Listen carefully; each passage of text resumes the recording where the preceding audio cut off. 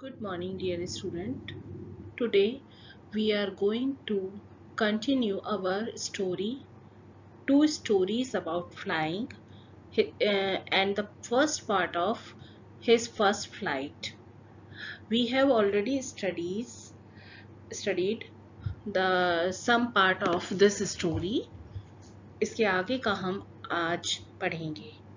अभी तक हमने पढ़ा कि एक छोटी सी सीगुल चिड़िया है जो अपने माता पिता और अपने भाई बहन के साथ रहती है और उसके पेरेंट्स उसको उड़ना सिखाते हैं, परंतु वह डर की वजह से उड़ना नहीं सीख पा रहा है और उसके भाई और उसकी छोटी बहन भी उड़ना सीख लेती है। तो उस समय उसकी माता पिता उसको ये थ्रेट करते हैं कि जब तक वो उड़ना नहीं सीखेगा तब तक उसको खाने के लिए कुछ भी नहीं मिल पाएगा। उस समय वो भूख से बहुत व्याकुल है और अपने भाई बहनों को खाते हुए देख रहा है। उस समय की स्थिति क्या है और आगे उस क्या होगा, हम आगे की स्टोरी में देखते हैं। आइए।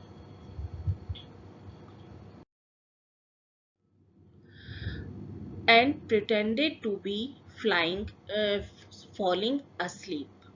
और वो pretended means बहाना करना, और वह सोने का बहाना करता है। Still they took no notice of him। Still means फिर भी वे मतलब उसके भाई बहन और उसके माता पिता उसको बिल्कुल भी ध्यान नहीं देते, उसका बिल्कुल भी ध्यान नहीं उस पर बिल्कुल भी ध्यान नहीं दे रहे हैं। He saw his two brothers and his sister lying on the plateau, dozing with their heads sunk into their necks। उसने देखा उसके दो भाई और उसकी बहन उसी चट्टान पर लेटे हुए हैं और सोने का प्रयास कर रहे हैं, अपने सिर को अपनी गर्दन में छुपाकर। His father was preening the feather on his white back। Preening होता है कि अपनी चोंच से अपने पंखों को संवारना। वाइट बैक मीन्स उसकी सफेद कमर पर। उसके पिता अपनी सफेद कमर के पंखों को अपनी चोंच से संवार रहे हैं, उनको सहला रहे हैं। Only his mother was looking at him। केवल उसकी माँ उसको देख रही है। She was standing on a little high hump on the plateau। hump होता है थोड़ा सा ऊंचा भाग, उभरा हुआ भाग। उसकी माँ वह थोड़े से ऊंचे भाग पर, उस प्लेटो के उस चट्टान के थोड़े से ऊंचे भाग पर खड़ी हुई है। Her white breast thrust forward। उसकी सफेद छाती आगे की ओर निकली हुई है। Now and again। तब और फिर से। She tore at a piece of fish that lay at her feet। वह उसने फिश का एक पीस तोड़ा जो उसके पैरों के पास पड़ा हुआ था। And then scraped each side of her beak on the rock। Scraped होता है छीलना या उसको धारदार करना। और उसके बाद अपनी चोंच को, बीक मीन्स चोंच, अपनी चोंच को उस चट्टान के साथ रगड़कर फिर से धारदार किया या साफ किया। The sight of the food maddened him। madden means पागल कर देना। खाने के दृश्य को या उस खाने को देखने का दृश्य ने उसे पागल कर दिया। How he loved to tear food that way।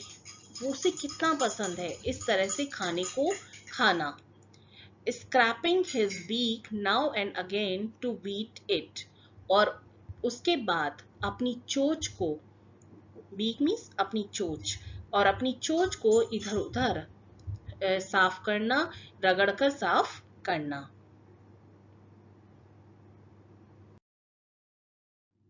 गा गा गा, अब वो आवाज निकालता है।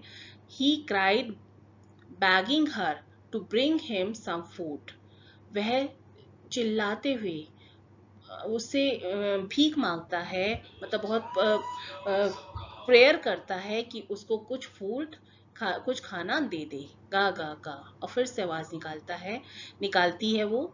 She screamed back derisively. Derisively means होता है उपहास करना, मॉक करना, मजाक बनाना। और वह मजाक बनाते हुए चीखती है। उसका मजाक बनाते हुए चीख कर आवाज निकालती है। But he kept calling plaintively, and after a minute or so he uttered a joyful scream. परंतु वो लगातार दुख के साथ उसको आवाज देता रहता है, बुलाता रहता है, और एक क्षण बाद या एक मिनट बाद उसका वो आवाज खुशी से भरी हुई चीख में बदल जाती है। क्यों क्यों बदल जाती है? क्योंकि वो देखता है his mother had picked up a piece of fish. उसकी माँ ने उस फिश के एक टुकड़े को उठाया and was flying across to him with it, और उसके साथ उसकी तरफ उड़ना आरंभ कर दिया। ही लीन्ड आउट, वो झुक गया। इतना क्लियर है? आगे देखते हैं। ही लीन्ड आउट ईगरली, वह उत्सुकता, ईगरली मीन्स उत्सुकता के साथ, वह उत्सुकता के साथ उसकी ओर झुक गया।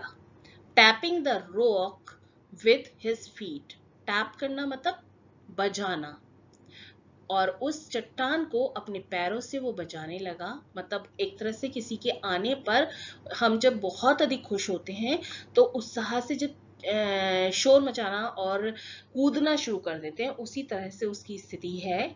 Trying to get nearer to her as she flew across, और उसकी तरफ देखने लगा, उसके पास पहुंचने की कोशिश करने लगा। To her as she flew across, जैसे ही वह उसके पास उड़कर आई। But when she was just opposite to him, परंतु जब वो लगभग उसके बिल्कुल पास थी, she halted her wings motionless, उसने वो जो उड़ान ली वो बिल्कुल शांत हो गई, और उसके पंख बिल्कुल एक क्षण के लिए बिल्कुल मोशनलेस हो गए, मतलब बिल्कुल रुक गए। The piece of fish in her beak, और उसके चोंच में फिश का एक पीस था। Almost within reach of his beak, लगभग बिल्कुल उसकी चोंच की पकड़ में ही था, पहुंच में ही था। He waited a moment in surprise, और आश्चर्य के साथ उसने एक क्षण उसका इंतजार किया। Wondering why she did not come nearer, और ये मतलब उसको बहुत अधिक बेचैनी हो रही थी, और बहुत वो आश्चर्यचकित था कि वो उसके पास क्यों नहीं आ रही है। And then maddened by hunger, और उसके बाद भूख से वो पागल हो गया। He dived at the fish, उसने उस फिश की ओर, उस मछली की ओर एक तरह से छलांग लगा दी। With a loud scream, he fell outward and downward into the space. और जोर की आवाज की चीख के साथ वह कभी नीचे और कभी ऊपर हवा में उड़ने लगा या हवा में जाने लगा। Then a monstrous terror sneezed him. तभी वो एक भयानक डर के साथ वो बिल्कुल फ्रीज हो गया, बिल्कुल ठंडा पड़ गया।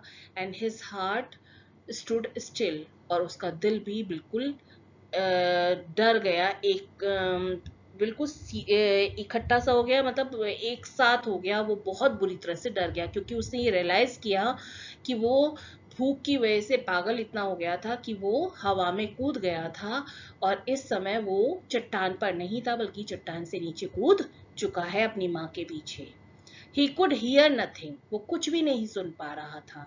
But it only lasted a minute, परंतु ये केवल एक क्षण के लिए था। The next moment he felt his wing spread means फैल जाना, और अगले ही क्षण उसने महसूस किया कि उसके पंख फैल गए थे।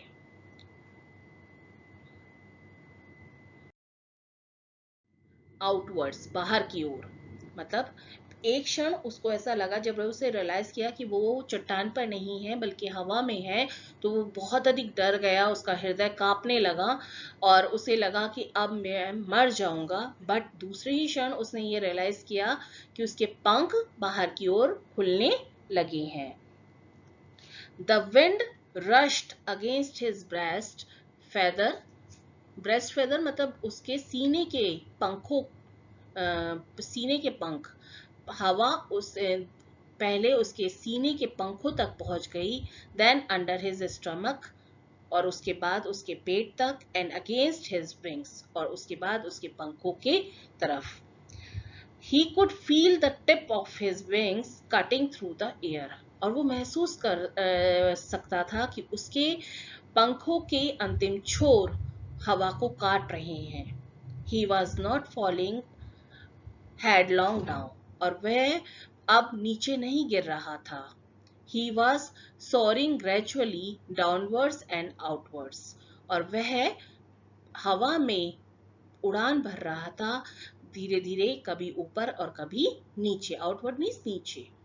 He was no longer afraid. अब वो डरा हुआ नहीं था। He just felt a bit dizzy. Dizzy means होता है बेहोशी सी आना, आलस सा आना। बस वो थोड़ा सा बेहोशी सी उसको फील हो रही थी, या उसको चक्कर सा आ रहा था। Then he flapped his wings once. तभी उसने, फ्लैप मीन्स फड़फड़ाना, तभी उसने अपने पंखों को फिर से एक बार फड़फड़ाया। And then he soared upward. और तभी वह ऊपर की ओर उड़ा। गा गा गा गा उसने फिर से आवाज लगाई। His mother, उसकी माँ, swooped past him, उसके पास से निकली, her wings making a loud noise, और उसके पंखों की आवाज ने, पंखों ने बहुत तेज आवाज की। मतलब तभी उसने महसूस किया कि उसकी माँ उसके पास से, उसके ऊपर से गुजरी है और उसके पंखों ने बहुत तेजी से आवाज की है। He answered her, उसने भी उनका उत्तर दिया, with other scream, दूसरी चिल्लाहट के साथ। स्क्रीम मीन्स होता है जोर से चिल्लाना, मीन्स एक तरह से उसकी माँ ने उसको प्रोत्साहित किया कि अब तुम उड़ने लगे हो, देखा तुम सीख गए हो उड़ना। तो उसने भी उसी तरह से चिल्लाकर उसको जवाब दिया कि हाँ, मैं अब उड़ सकता हूँ। उसके अंदर भी वो कॉन्फिडेंस आ गया। जो अभी तक उसे डर था कि वो उसके पंख उसका साथ नहीं देंगे, वो डर उसके अंदर से खत्म हो गया जैसे ही वो हवा में उड़ने लगा। Then his father flew over him screaming. तभी उसके पिता उसके ऊपर से चिल्लाते हुए गुजरे। He saw his two brothers and his sister flying around him. उसने देखा कि उसके दोनों भाई और उसकी बहन उसके चारों ओर घूम रहे हैं, curveting and banking and soaring and diving. Basically curvetting means होता है उछल कूद करना, बैंकिंग मीन्स होता है flying with other wing higher than the other. उड़ने का एक अलग तरीका होता है, कभी ऊपर नीचे उछलना, कभी नीचे उछलना। और डाइविंग मैंने आपको बताया था कि हवा वो पानी के पास तक जाकर छूकर उसे ऊपर पहुंचना। तो उसके भाई और बहन उसके चारों तरफ घूम रहे थे और अलग अलग प्रकार से हवा में उड़ान भरकर उछल कूद कर रहे थे। Then he completely forgot that he had not always been able to fly. और तब वह पूरी तरह से भूल गया कि वह कभी मैं हमेशा उड़ नहीं पाता था। And commanded himself to dive and soar and curve, shrinking sheerly. और वह अपने आप को कमांड कर रहा था, अपने आप को बता रहा था कि किस प्रकार से डाइव करते हैं, किस तरह से उछल कूद करते हैं। वो स्वच्छंदता के साथ सारे उछल कूद कर रहा था, सारे प्रदर्शन कर रहा था। He was near the sea now. वह अब समुद्र के बिल्कुल पास था। Flying straight over it. उसके ऊपर, सीधे उसके ऊपर से उड़ रहा था। Facing straight out over the ocean. Ocean को देखते हुए, उस समुद्र को सीधे देखते हुए उड़ा था। मीन्स वो जैसे ऐसा प्रतीत हो रहा था जैसे कि वो समुद्र को बताना चाहता हो कि मैंने तुम्हें जीत लिया है, अब मैं तुमसे नहीं डरता हूँ। He saw a vast green sea beneath him. उसने देखा एक बड़े फैले हुए विस्तृत हरे समुद्र को अपने बिल्कुल सामने, with little rays moving over it, and he turned his beak sideways and cawed amusedly. उसने अपनी चोंच दाएं बाएं घुमाई और आनंद से कै कै करने लगा।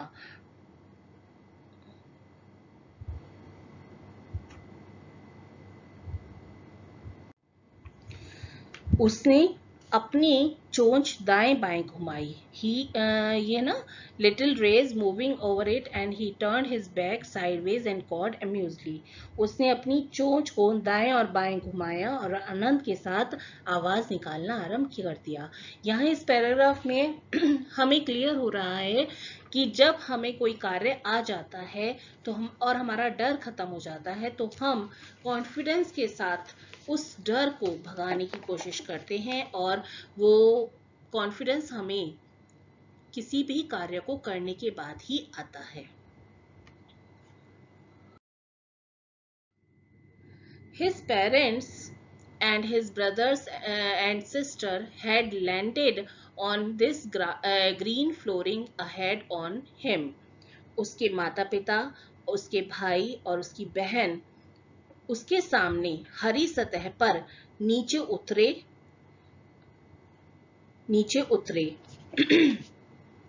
They were beckoning to him.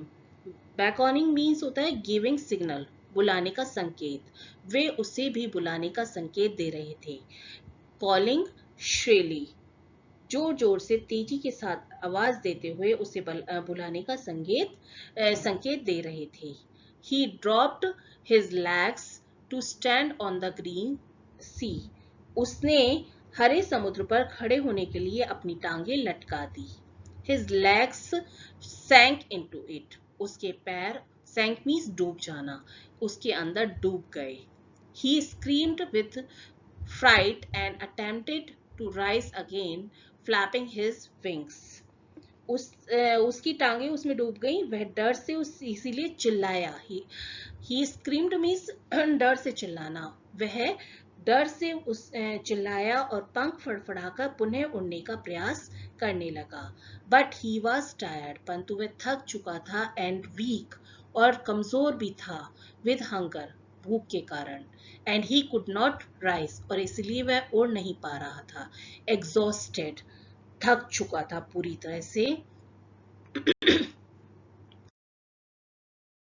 By the strange exercise, इस नई और अलग सी अभ्यास के कारण, विचित्र अभ्यास के कारण, क्योंकि उसके लिए वो बिल्कुल नया था, पहली बार उसने वो किया था, इसलिए विचित्र था। His feet sank into the green sea, उसके पैर उस हरे समुद्र में डूब गए थे। And then his belly touched it, belly means पेट, और उसके बाद उसके पेट ने भी समुद्र को टच कर लिया, छू लिया। And he sank no farther, और वह उसमें डूबना आरंभ हो गया या उससे अधिक नीचे नहीं डूबा। Sorry, and he sank no further, परंतु वो उसके बाद नहीं डूबा। क्यों नहीं डूबा? He was floating on it, क्योंकि वह उसके ऊपर फ्लोट कर रहा था, तैर रहा था। And around him his family was screaming, और उसके आसपास उसका परिवार शोर मचा रहा था, चिल्ला रहा था। प्रेजिंग हिम, उसे अप्रिशिएट कर रहा था, उसकी प्रशंसा कर रहा था। And their beak were offering him scraps of dog fish, और उनकी चोचे उसको डॉग फिश देने का प्रयास कर रही थी, मतलब उसे ऑफर कर रही थी वो कि उसने बहुत अच्छा किया है, इसलिए तुम्हें ये खा लेना चाहिए। He had made his first flight, उसने अपनी पहली उड़ान भर ली थी। इस स्टोरी में ये समझाने का प्रयास किया गया है कि अगर हम कोई कार्य करने की दृढ़ इच्छा शक्ति रखते हैं तो हम कितना भी डरें उसको आराम से कर लेते हैं, परंतु पहला स्टेप लेना ही डिफिकल्ट होता है और उसको लेने के लिए हमें पूरी ताकत से लग जाना चाहिए। Thank you so much. आशा करती हूँ आपको ये स्टोरी समझ में आ गई होगी, और अगर फिर भी कोई डाउट है तो आप कमेंट बॉक्स में ये अपने डाउट्स को लिख सकते हैं, मैं उसको क्लियर करने की पूरा प्रयास करूंगी। Thank you so much.